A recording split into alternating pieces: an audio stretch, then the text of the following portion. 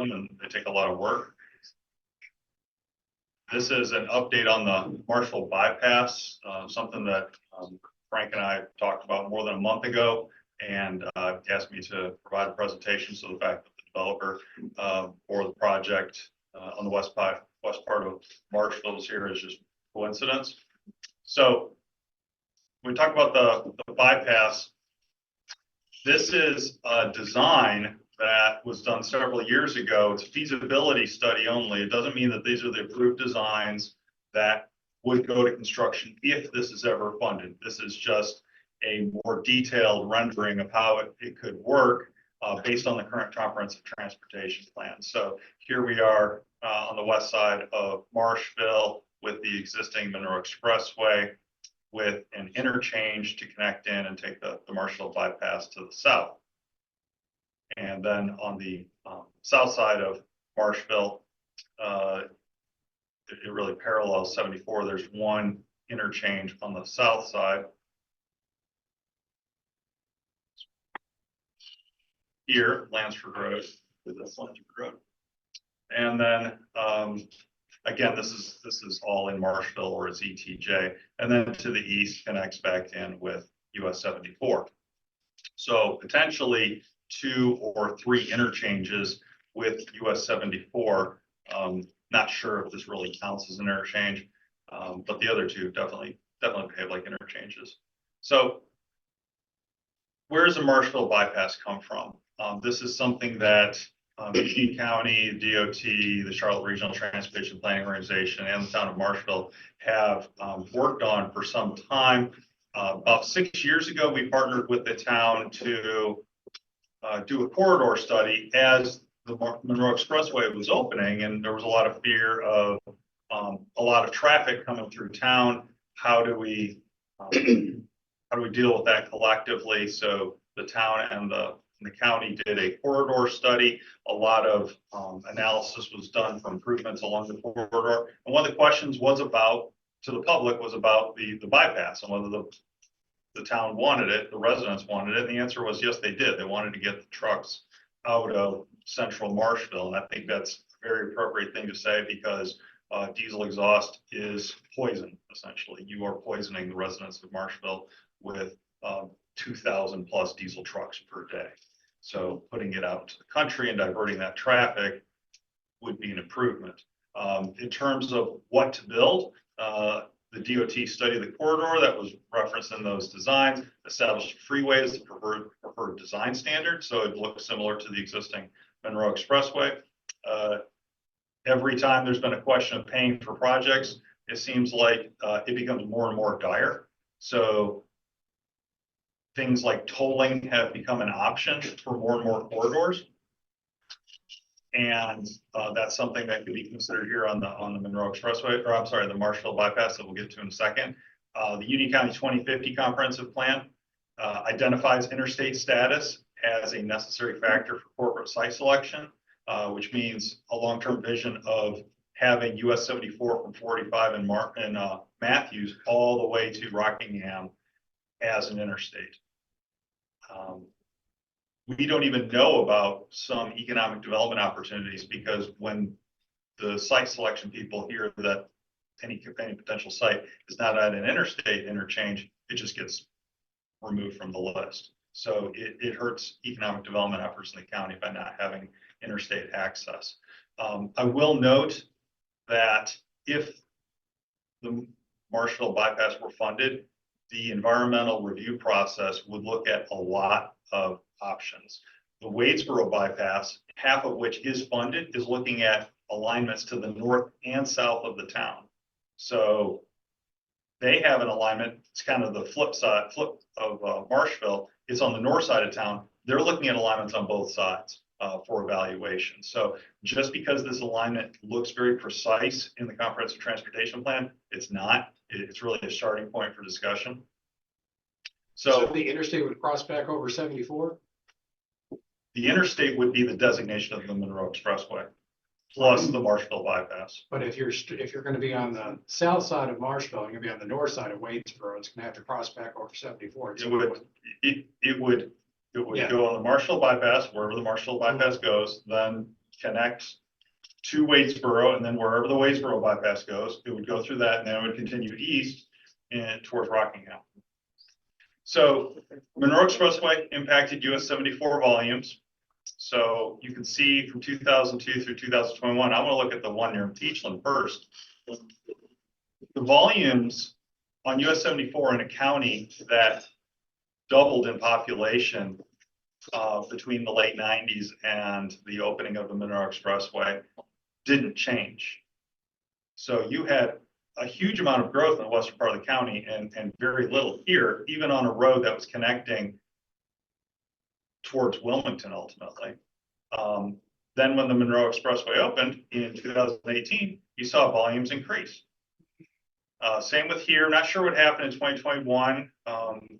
You know, you've always got the boogeyman of COVID, so I don't know what happened there. The volumes bounced around a little bit. So I can't speak to that 12,001, but everything else, it shows a general increase in your traffic volumes, shows a flattening of volumes in Wingate. It shows the impact of the Monroe Expressway. And the same thing with towards Monroe near 601. You saw the volumes dropped significantly after the Monroe Expressway opened. And volumes here are in the low teens, around 13,000 cars a day. They're actually running a little bit ahead of projections. So the Monroe Expressway is essentially doing what it was designed to do. So if I'm reading that, 2021 is 27,000 cars a day, or vehicles a day, traveling on that 74 corridor with the Marshville. Is that what that's saying? Correct. Okay.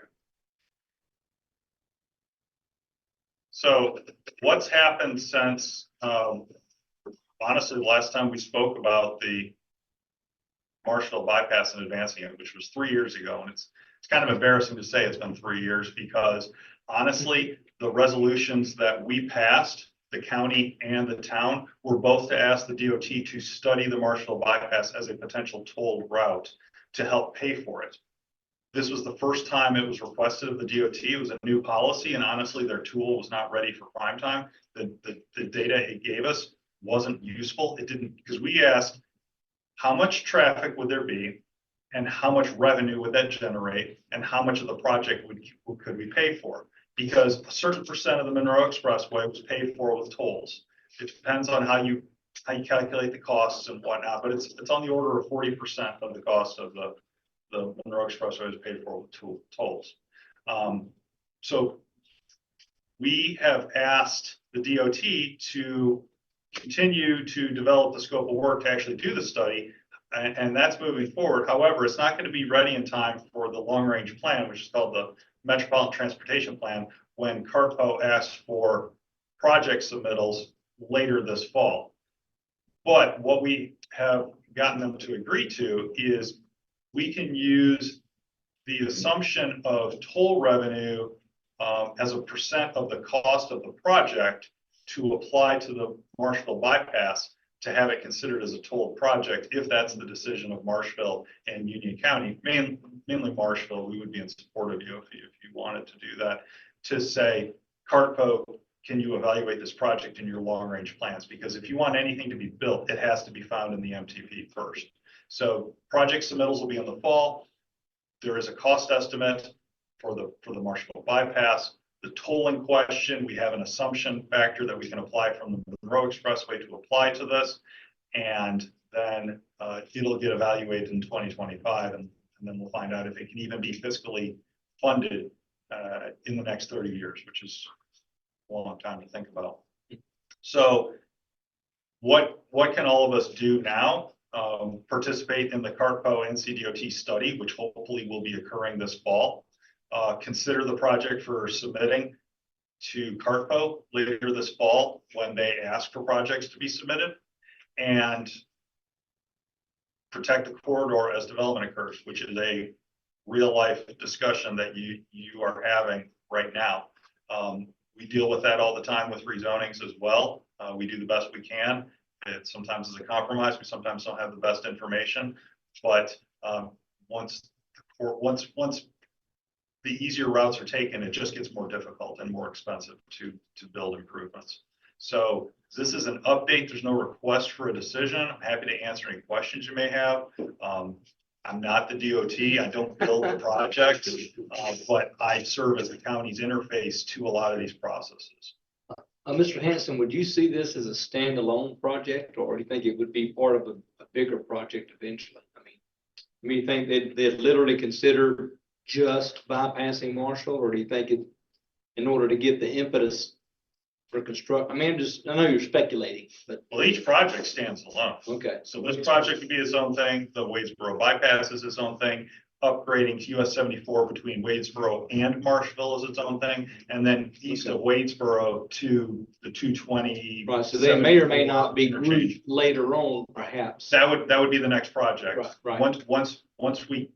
Once this project is funded, the next one is how do you improve 74 between Marshville and Wadesboro? Because those incremental improvements are what's needed to allow the DOT to assign a future interstate status to this road, which is a process that they just successfully got in the Shelby and Polk County areas west of Gaston County for US 74. They've had a Shelby bypass on the books for literally decades. It's being completed in the next few years. They now have a future interstate status for US 74 between I-26 in Polk County and I-85 in Kings Mountain. So this is a real thing that happens, but it takes a long time. Sure. What's the soonest you think that could be funded? I don't know. I mean, Not a decade. I mean, in terms of like turning dirt, no sooner than a decade. And that's if all the stars align. so realistically, I don't know. yeah, Yeah. I'm not even. 15, 20 years. right. I'm just trying to get, and how would this affect, based on what you just saw, this Taylor Ridge project? I mean, is that overlay going to affect that housing project they want to build? Okay, Yeah, that's what I was looking at. but again, Frank, I think you've looks- all, I'm sorry. Dealing with the Taylor Glen, I would. Doesn't that go through the middle of Taylor Ridge?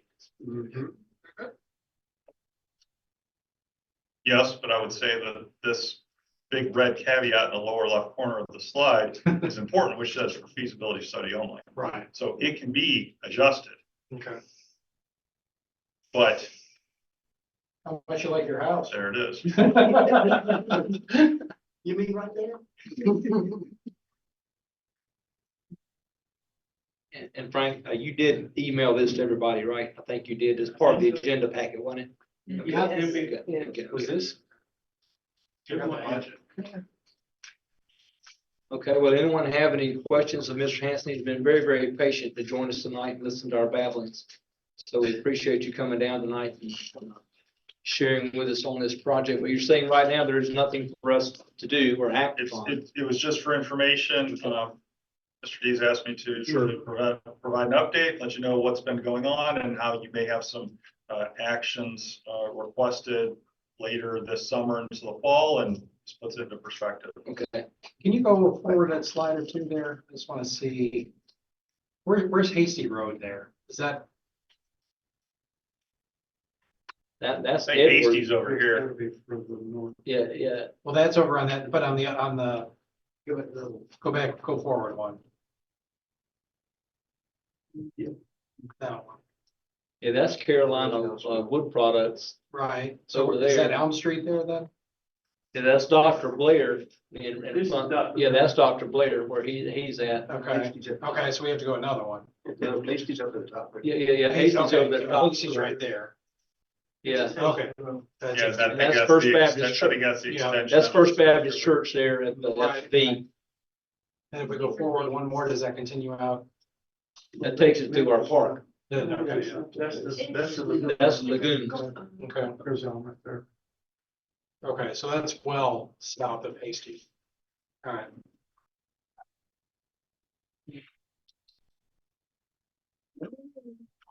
Okay. Well, again, any questions of Mr. Hanson at all? Again, we do have this in our agenda packets if anybody wants to call it up later or look at it. And no action on the topic. Well, since he's here, Sure. something that he mentioned, I was gonna have in my closing remarks, I might as well go ahead and bring it to the light. We did get a letter congratulating us on the, awards of the 211,300, the bike pedestrian. But the biggest thing is in 2024, there will be a fall call for projects. And that was opened up on August the 12th. That was a part of the letter, and I was gonna have you to have it for us, have this information available for the council in our next meeting. I didn't get that. You should. Thank you. We And- received a similar one. It's just letting you know over the last few years. how many Last few years, projects- how many projects, but then there's some projects, they're, because we're supposed to get with you, who was our TCC representative. And also, they also, talked about the alignment evaluation program. And which that program is a technical assistant program for Carpo. What I was gonna bring it up in the end, but since he's here, I was just wanting the board to know that there is money that's going to be available through Carpo. There's guidelines, there's certain stipulations as to what they will pay, what they will allot money for. And there's certain things they will not, and there's a long list of guidelines. I thought you got it, because Paulette, didn't you get it? And I thought CC did too. It's just projects, but you. I'll it's just- check my email. Yeah, but, What date did you get? Last week. last- I don't think it came to me. no, it came to myself and Paulette. Yeah, Came because to they're her. the, and The CC did. representative. Yeah, Okay, well, just, I'll get with you and Okay. He we'll get, forwarded over to me. yeah, no problem. All right. Good point, Ernestine. Thank you for sharing with that. Anything else on this topic for this evening? Thank you, Mayor. All right, thank you, Mr. Hanson. Appreciate again your patience tonight. Thank you very much. This will move us now over to item number 6A. This was added to the agenda. A brief discussion on system development fees. Thank you, Mr.